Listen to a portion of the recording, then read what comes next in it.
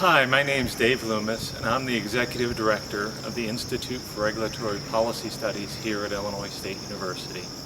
The Institute was founded in 1997 with a threefold purpose: to support our master's degree program in electricity, natural gas, and telecommunications economics, to do public education and outreach, and to do applied research in public policy matters.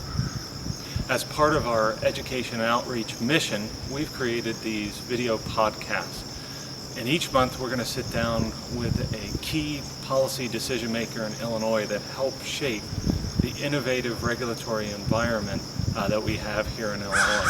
So I hope you enjoy each one. Thank you. Hey Dave. Hi, how are you? What are you working on? I've been getting all these flyers in the mail on ways that I can save on my energy bills, and I'm not understanding why this is, what this municipal aggregation stuff is. Where is all this coming from? Well, back in 1997, Illinois passed a restructuring act that changed the electricity markets, and there's been lots of changes since then, but that kind of got the ball rolling to cause what you're seeing today in all these flyers and marketing materials. So they changed the electricity markets? How were they before?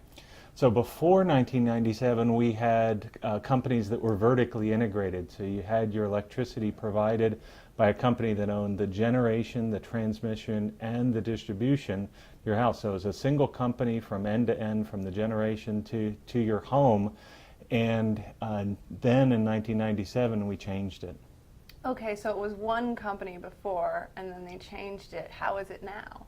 Well, now we've changed it so that generation is provided by a separate company, and you can choose your retail electric supplier.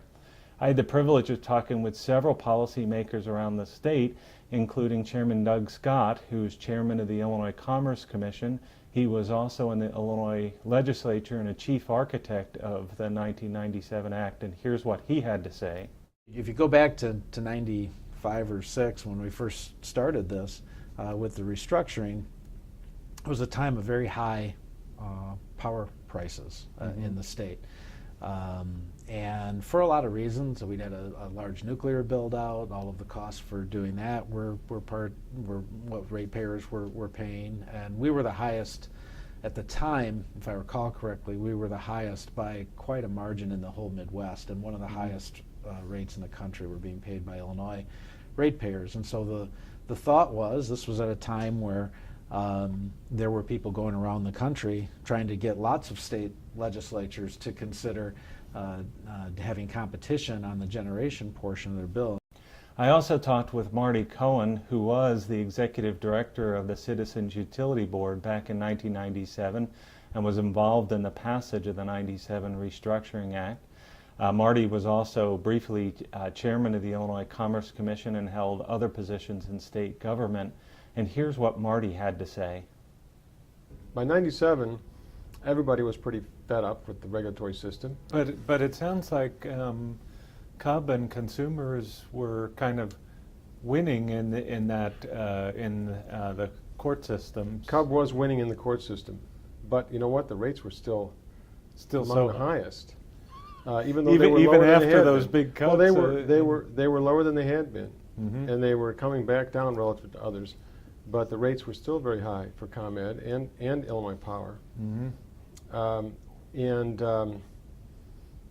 There was talk of competition in the air, and it seemed like a good idea, especially to some of us who saw the failures of regulation attempting to present itself as if it were competition. That is the way regulation is supposed to work. You create the conditions as if there were a competitive market, and the same sorts of result is what you want. But it's not the same thing as having an actual competitive market, and it never quite works that way. So when it became, obvious that perhaps there were some, well, it wasn't obvious to everybody, but it appeared that the utility, the 100-year-old natural monopoly, was not so natural, that there were elements of it that could be subject to competition and all the efficiencies that might bring. A lot of people began to say, well, why don't we try that? Yeah. It had been tried a few places. but not for very long. Mhm. So we sat down to negotiate something in '97, and CUB supported the idea of restructuring, Mhm. and so did ComEd, or Unicom Mhm. at the time, Yeah. and Illinois Power, and CIPS, and Silco, and the companies that came together under the Ameren brand eventually. And there were many other parties to these discussions. So they thought that allowing competition in the generation sector would help lower electricity prices?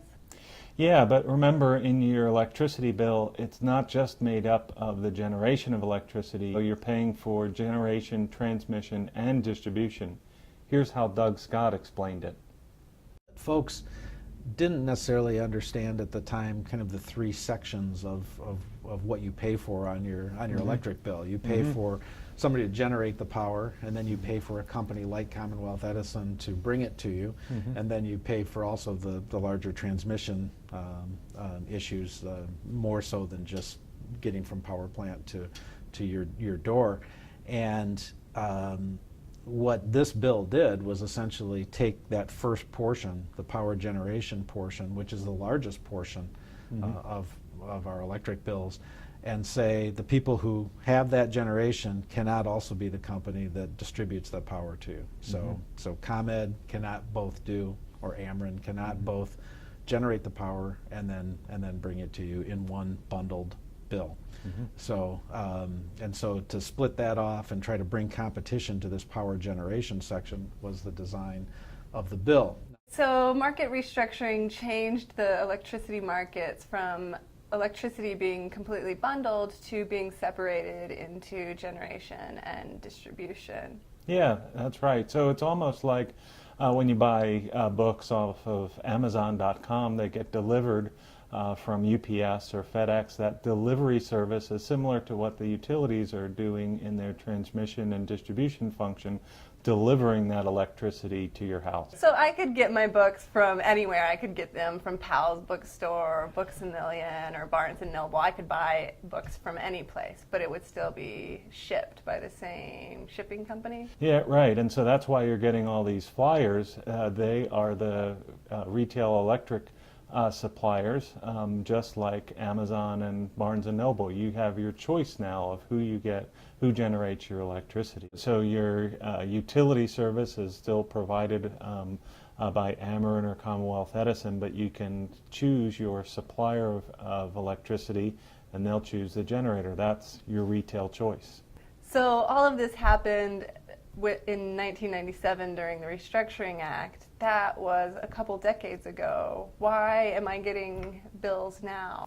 Well, that was just the initial legislation that got the ball rolling. There were a lot of things that happened since then, but maybe that's a conversation for another time. I think we should have that conversation another time. Yeah, that sounds good.